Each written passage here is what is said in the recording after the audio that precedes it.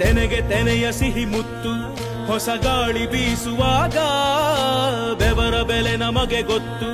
ತೆನೆ ತೂಗಿ ಆಡುವಾಗ ರೈತ